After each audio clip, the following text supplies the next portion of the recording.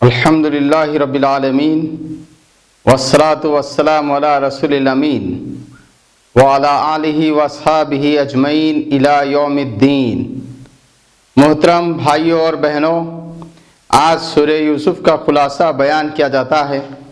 الف لام را یہ کتاب ہے جو کھلی کتاب ہے، اور اس کو ہم نے عربی میں نازل کیا تاکہ تم عقل سے کام کرو۔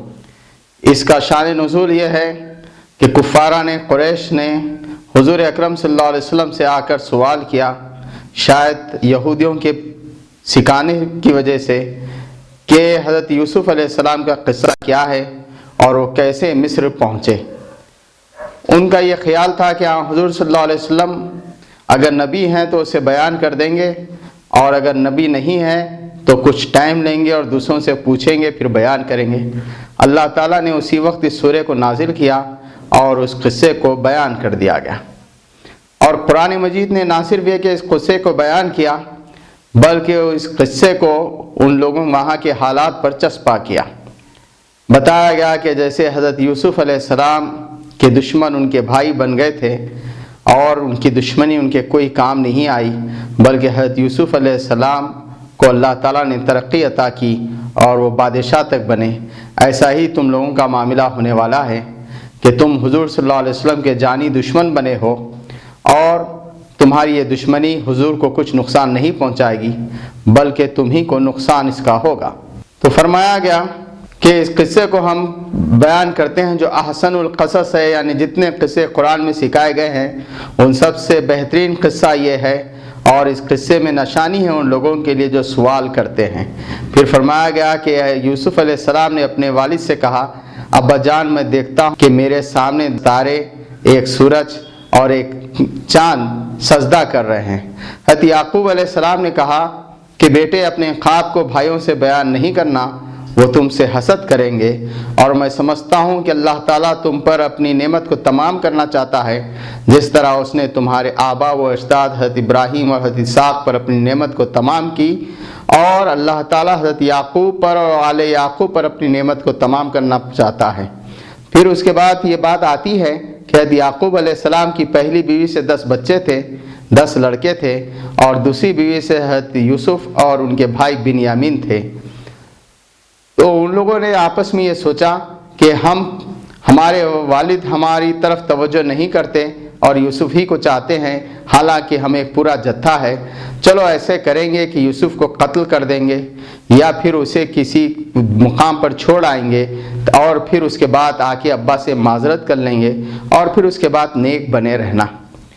اس طرح ان کو شیطان نے بہکایا، اور وہ حضرت یعقوب علیہ السلام کے پاس آتے ہیں اور کہتے ہیں، ابا جان کیا معاملہ ہے کہ آپ یوسف کے تعلق سے ہم پر یقین نہیں کرتے اور ہم پر بھروسہ نہیں کرتے؟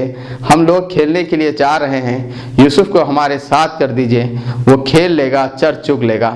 حضرت یعقوب علیہ السلام نے فرمایا کہ مجھے ڈر لگتا ہے کہ ایسا نہ ہو کہ تم لوگ کھیل میں مصروف ہو اور کوئی بھیڑیا اسے کھا لے۔ تو ان لوگوں نے کہا کہ ابا جان یہ کیسے ہوگا جبکہ ہم پورا ایک جتھا ہیں، اور ہمارے ہوتے ہوئے بھیڑیا اگر کھایا تو ہم بہت ہی نکمے رہیں گے۔ اس طرح قول و قرار کر کے وہ حضرت یوسف کو اپنے ساتھ لے کے جاتے ہیں۔ پھر اس کے بعد ان کو حضرت یوسف کو قتل کرنا چاہتے ہیں۔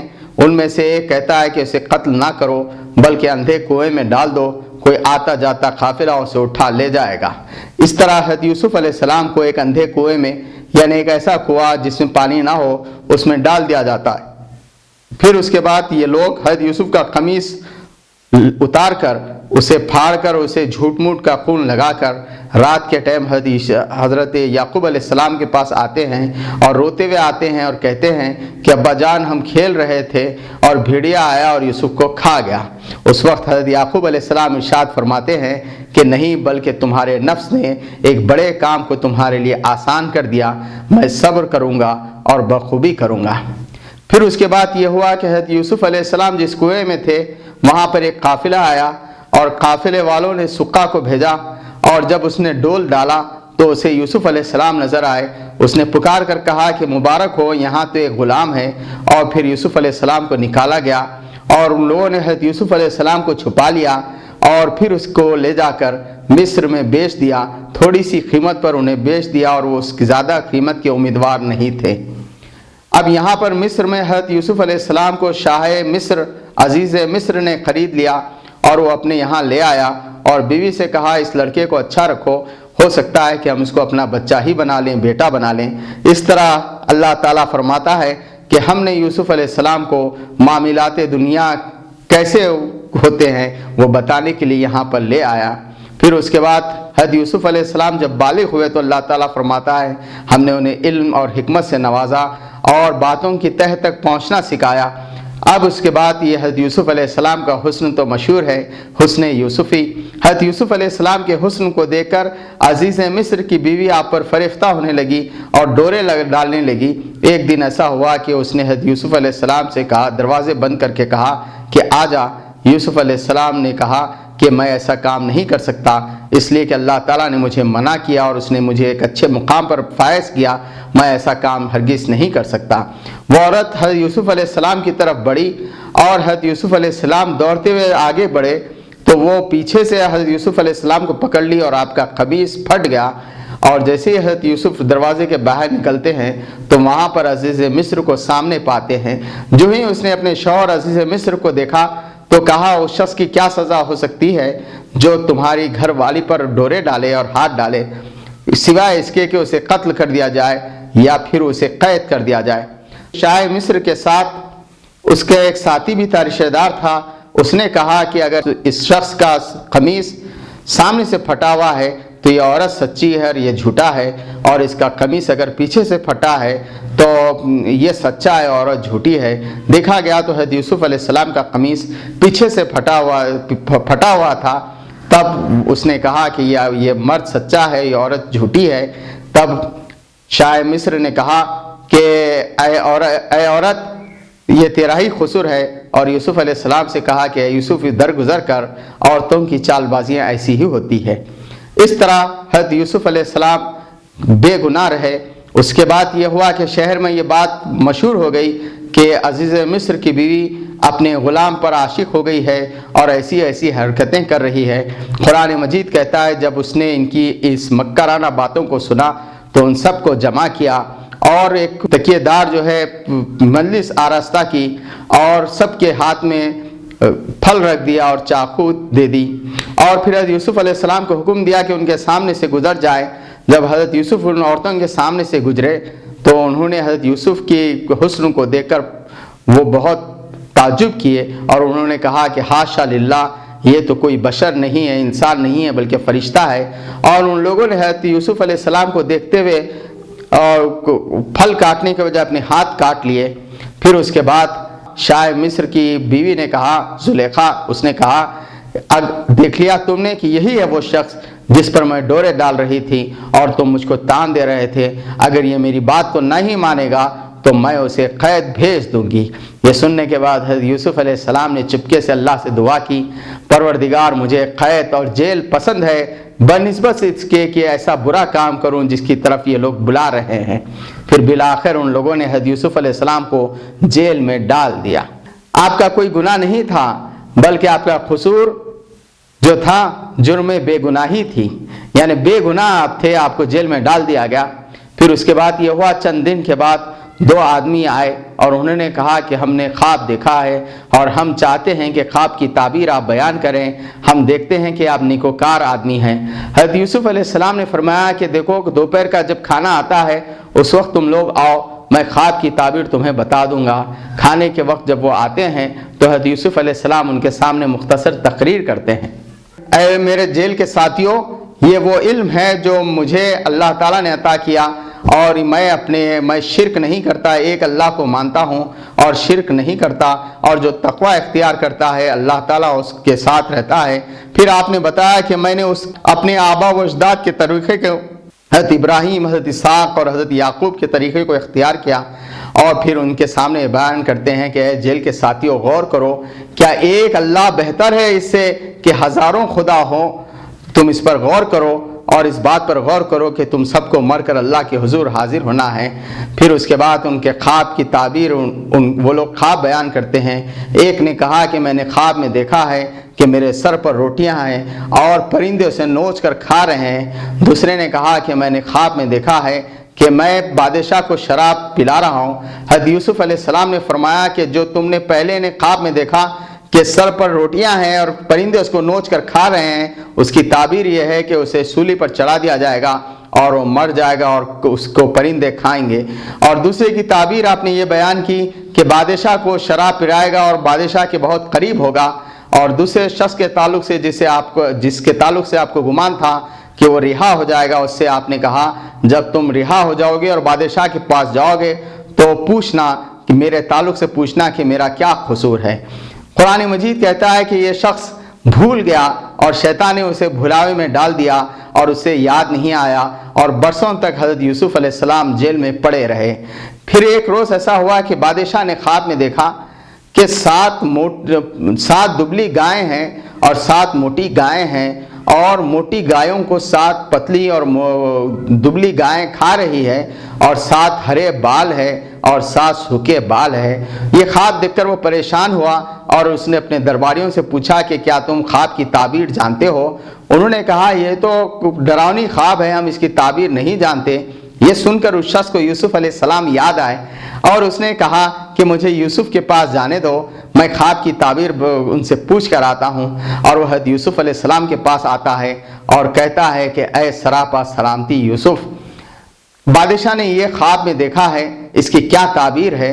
حضرت یوسف علیہ السلام فرماتے ہیں کہ دیکھو خواب کی تعبیر یہ ہے کہ 7 سال تک مسلسل بارش ہوگی اور اس کے بعد 7 سال قحط پڑے گا اور کچھ نہیں اگے گا، وہی کچھ رہے گا جو تم اپنے 7 سالوں میں پہلے کے 7 سالوں میں باقی رکھو اپنے بالوں میں، اور پھر اس کے بعد کچھ نہیں اگے گا۔ یہ تعبیر ہے۔ اور اس کے بعد 8ویں سال باران رحمت سے لوگوں کی فریاد رسی کی جائے گی اور خوب پھل و پھول آئیں گے۔ پھر اس طرح حضرت یوسف علیہ السلام اس کو خواب کی تعبیر بیان کرتے ہیں۔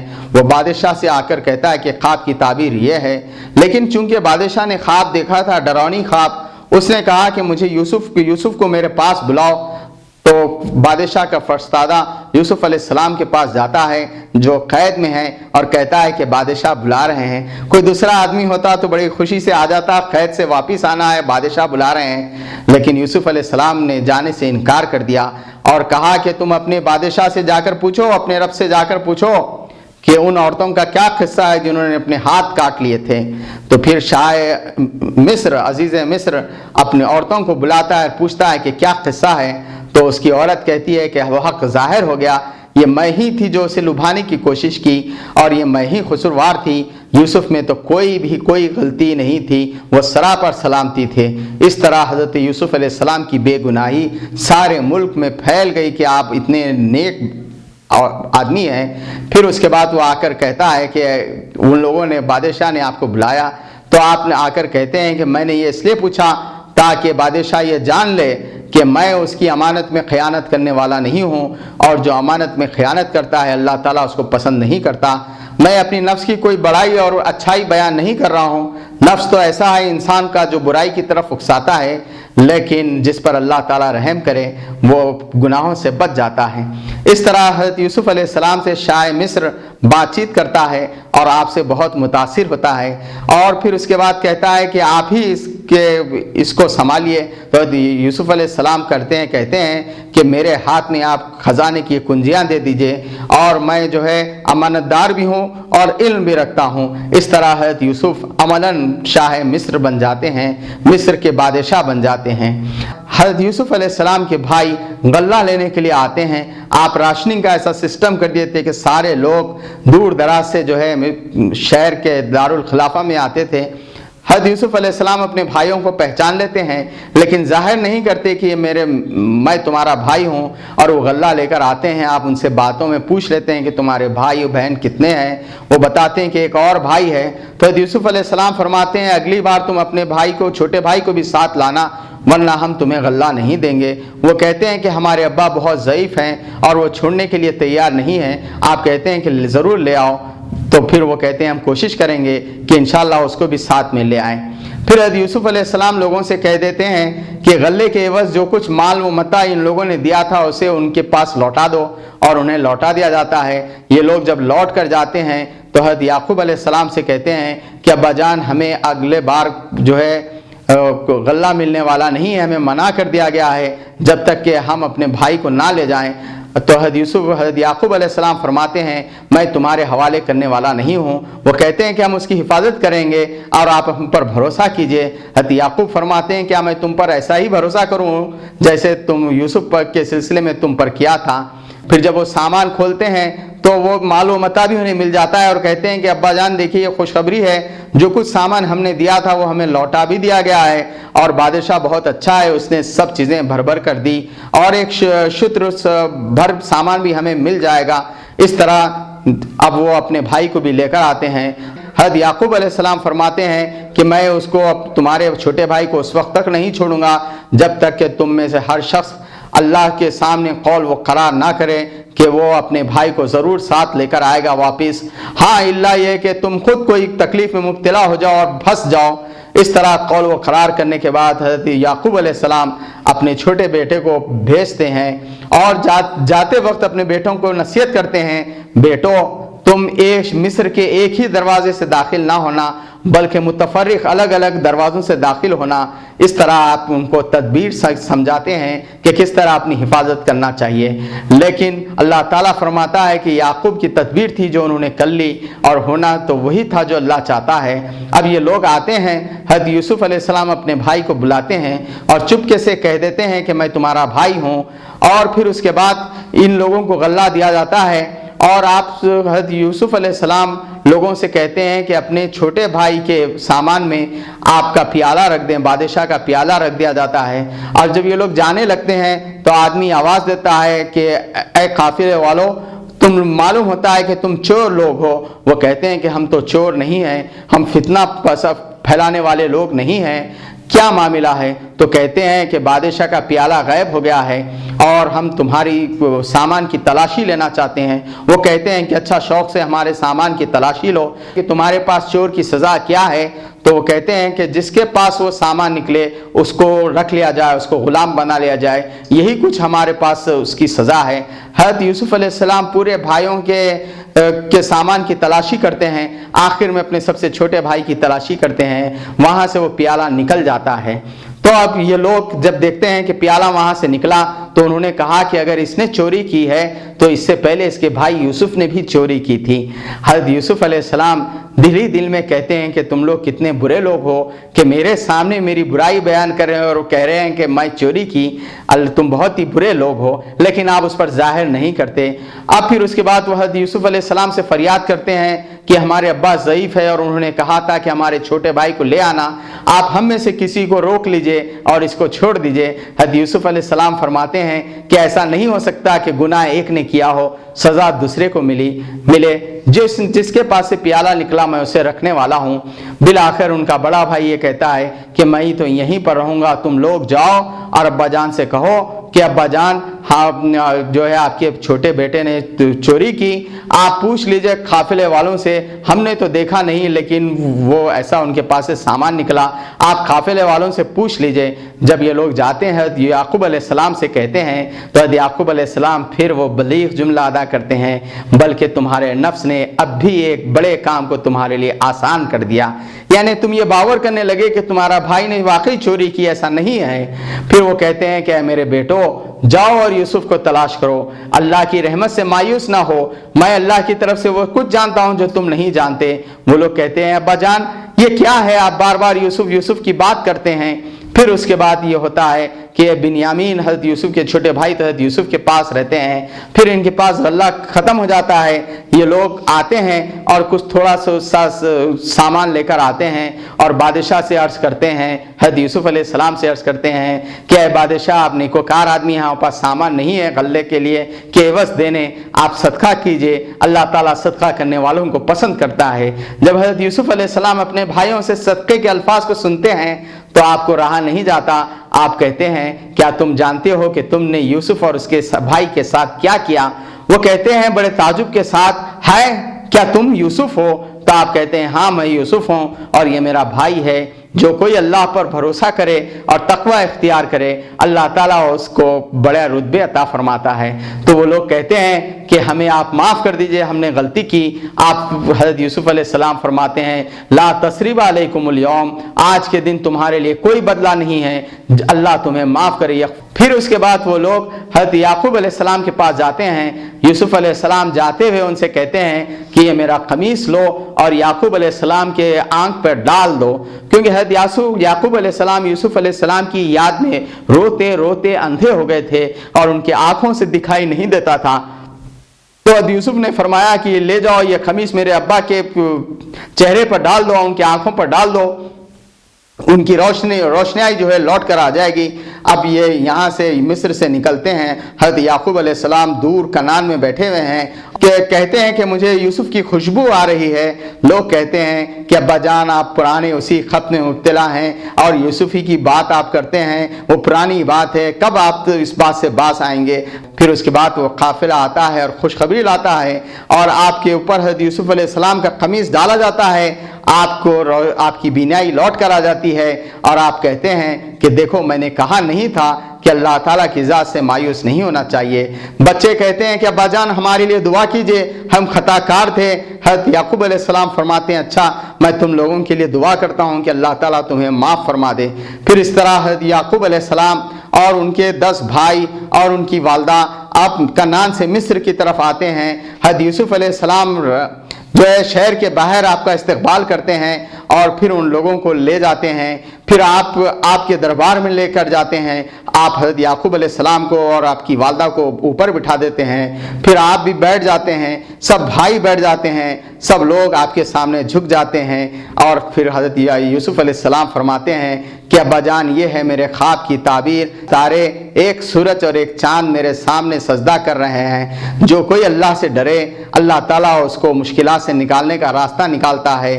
फिर उसके बाद हज़रत यूसुफ अलैहिस्सलाम अल्लाह ताला से दुआ करते हैं परवरदिगार तूने मुझे इल्म दिया, हिकमत दी और बातों की तह तक पहुँचने की तौफीक अता फरमाई। परवरदिगार तूने मुझे बादशाहत दी और मुल्क दिया, ये तेरा एहसान है।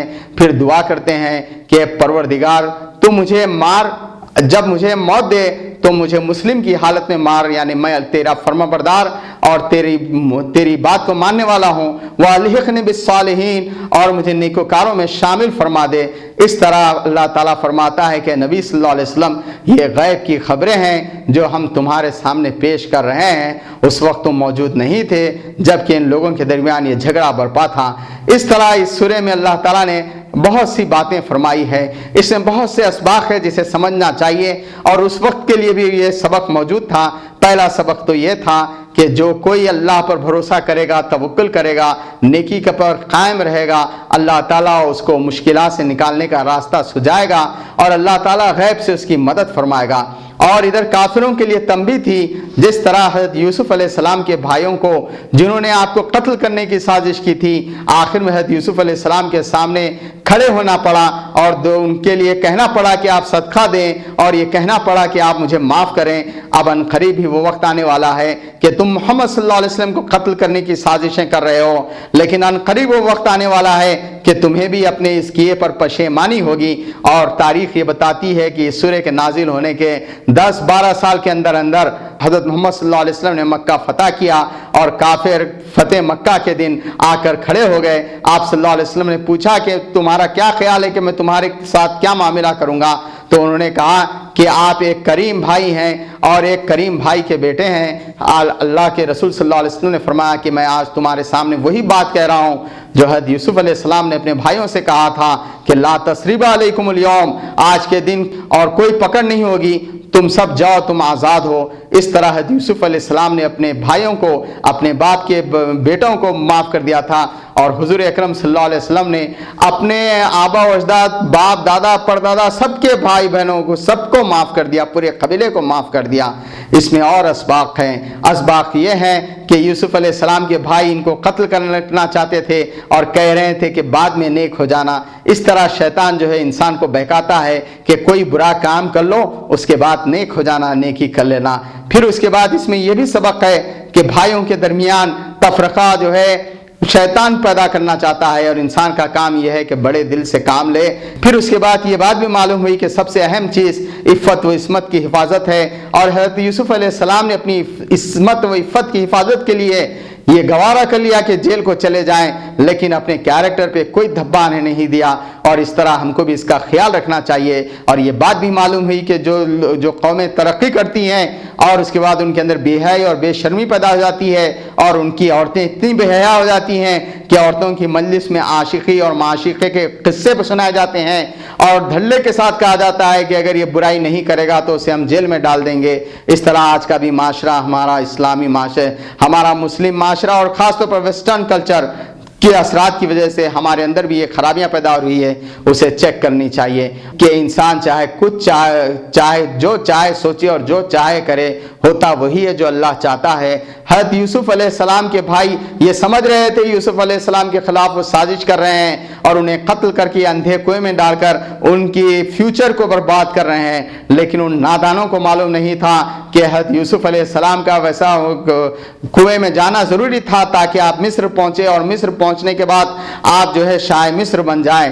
اسی طرح حضور صلی اللہ علیہ وسلم کو بھی مکے سے نکالنے کی سازشیں ہو رہی تھی، ان سے کہا گیا کہ دیکھو تم باز آ جاؤ۔ یہ ساری باتیں ہیں، اور یہ اس میں بہت سے اور اسباق ہے۔ اللہ تعالیٰ سے دعا ہے اللہ تعالیٰ ہمیں قرآن مجید پڑھنے، سمجھنے اور اس پر عمل پیرا ہونے کی توفیق عطا فرمائے۔ وآخر دعوانا ان الحمد للہ رب العالمین۔